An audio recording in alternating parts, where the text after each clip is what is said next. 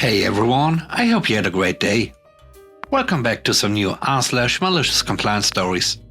I hope you enjoy them. The first story is called Malicious Compliant Human Resources.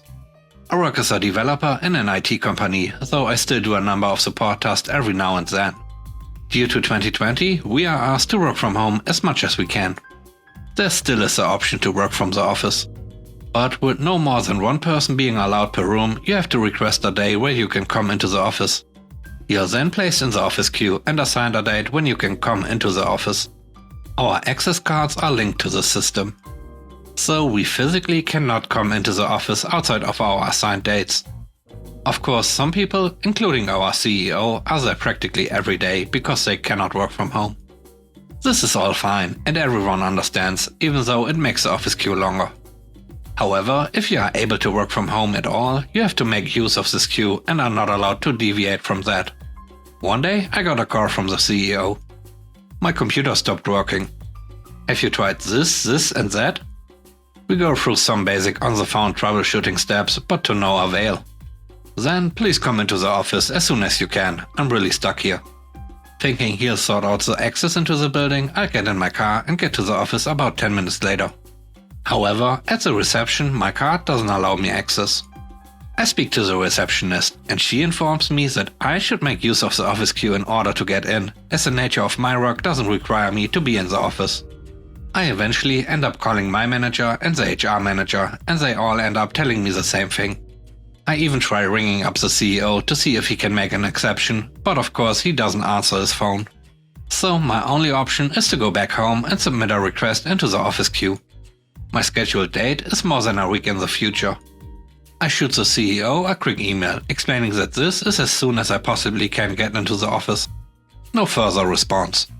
A week later, I get into the office, make my way to the CEO's workstation and find him working on the tiniest laptop. He's furious that I couldn't come in sooner, but it turns out that he had no ability to override the office queue. Only the HR manager could do so, and they were now also in the queue in order to come in and override the queue for me. I do the troubleshooting that I can do on site and find that his computer doesn't boot indeed. But something starts smelling funny. I open the case to find something has short-circuited inside the power supply and there is some smoke coming out. I immediately disconnect the power supply cable and grab a fire extinguisher.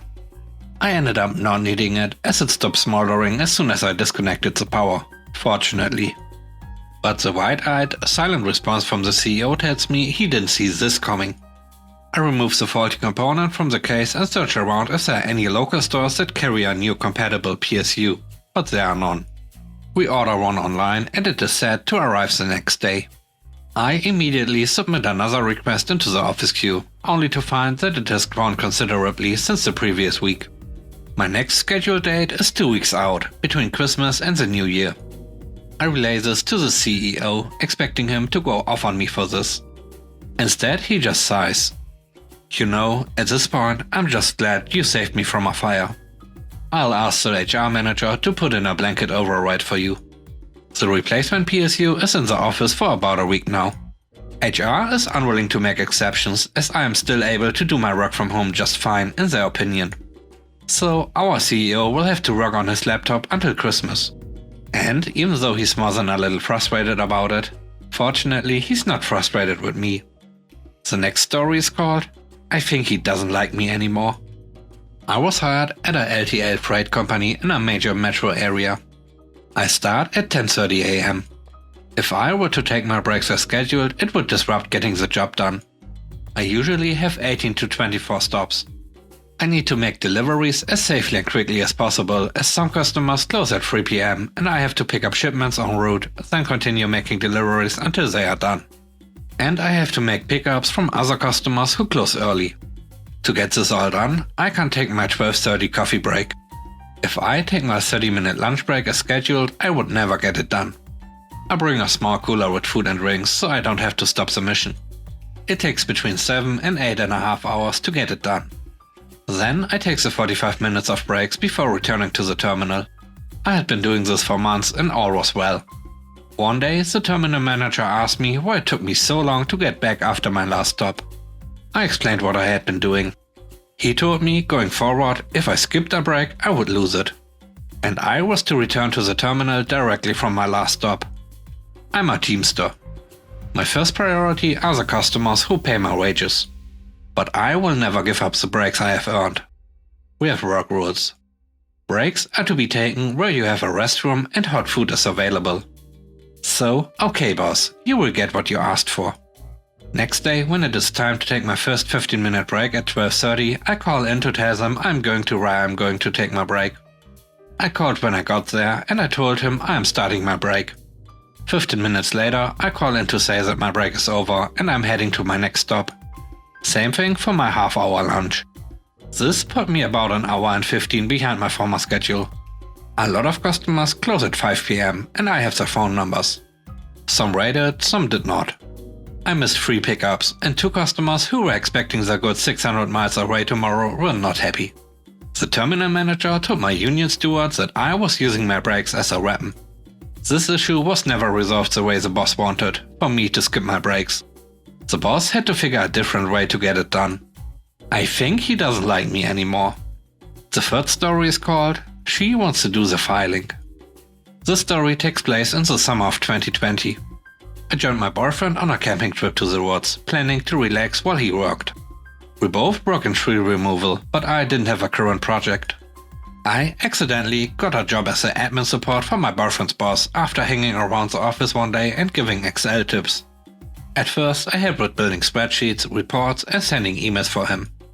Every day he asked me to take over a new task, and every day I did it well.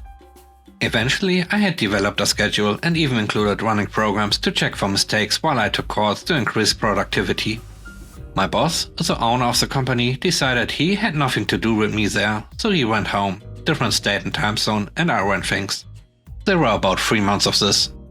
I wouldn't really hear from him, except for the occasional, "How much money did we make this week?" Or, "Has anyone told you you are doing a great job?" I'm a very modest person, so believe me when I say I was great at this job. Nothing got by me, I kept everything organized and always knew where to find any kind of information I needed. A few weeks into the 4th month, my boss came back and brought his family. His wife would hang around the office and watch me like a hawk. If I took too long of bathroom breaks or doodled while on conference calls, she would tell me that I was on company time.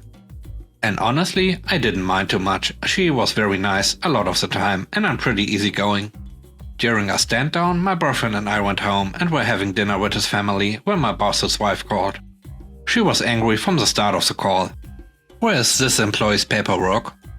I told her it was scanned and in the locked folders in our company files. I walked her calmly through how to find it. She then yelled at me for not organizing files. As I said, I always knew exactly where everything was. Everything she asked for, I told her where to find, just off the top of my head. She demanded that due to my incompetence, she wanted to organize all files from now on, because that was her job and this was her company. I was a bit upset, but didn't let her know and apologized for any mistakes. Remember, she and her husband had not been present or in much contact for months. Following this call, every file, paper scrap, receipt and such that needed filing, I sent her in an email stating that it needed filing. She eventually told me I didn't need to send her everything and to just file it. But I let her know that due to my history of incompetence, I didn't want to jeopardize the company or create issues by misfiling. And that it was important to me that she did her job so she could be present in her company. She hated filing. I don't know why she did what she did, but I never let her get out of that hole she dug. The last story is called Let Me Speak to Your Manager. I was 19 at the time and a shift supervisor at a local sub shop. This was my first managerial position, and for how shy and generally insecure I was at the time, I am amazed I had the gall to do this. To be fair, it had been a long day, and I had a second job that would give me more hours if I wanted. I was in charge of closing the store, and I had a couple of staff call out, leaving me and 2 workers to deal with a busy night of sandwiches, angry and entitled customers, and no breaks save for quick restroom runs. The store closed at 10 and we were for sure going to be shutting things down at 10:01, cleaning as fast as we could and be free. All of us had early classes the next day. Around 9:30 I answered the phone to a TS gentleman demanding to know when we closed because he needed to pick up sandwiches. I told him we shut the doors at 10, so he would have to be quick, and I offered to take his order over the phone so he could just pay when he gets here. He said he would have to look at the menu and rudely asked how he would have any idea what he wanted without seeing the menu. I replied that I had no idea if it was his first or fifth time here. He scoffed and said he would be by soon, before we close. I kept going on about work, as we all got the closing and cleaning things done ahead of time that we could. As 10 PM neared, I kept glancing out front to see if he was here, but nope.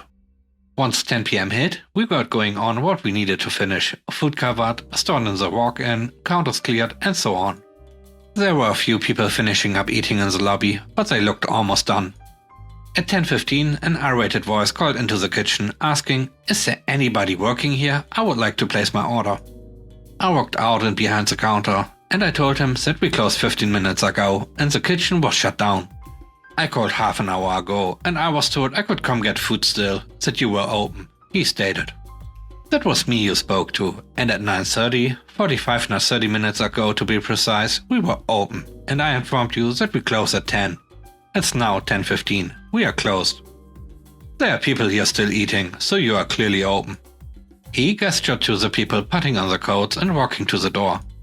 Politely and with a forced friendly smile, I said they had put their order in before 10 and just finished. The oven is turned off and the food is put away. I don't care, make me food. Sir, I cannot do that. We are closed, everything is put away, and the registers are shut down for the night. We open at 8 AM tomorrow. I demand to speak to the manager right now. At this moment, folks, I had a moment of clarity that I did not want to take this in the slightest. And I wanted to be a sarcastic and immature prick. I did not get paid enough for this and I was fed up with the day. One moment, I will get him, I said politely with a genuine smile. I then turned around, removed my hat and apron, hung them on a hood and turned back to face him. Hi, I'm Jeff. I'm the manager tonight. I heard cackles of laughter from the other employees in the back who had been listening to all of it. I am calling tomorrow for the store manager and you will all be fired, he stated as he stormed out. His name is Sean. Have a good night, I shouted after him. He should be here by 7. He turned around at the door. You just lost a very valuable customer. This is the last time I'm coming here. Thank God for that, I said as he stepped out, turning around to flip me off on his way out. I then quickly locked the door and made sure he left. I called my manager and he just laughed at it. He was a cool guy, total stoner who was laid back. The guy never did come back. What do you think about today's stories? Let me know in the comments. Thanks for watching, I hope you enjoyed it. If you did, please leave a like and subscribe for more videos in the future. Have a great day, bye bye.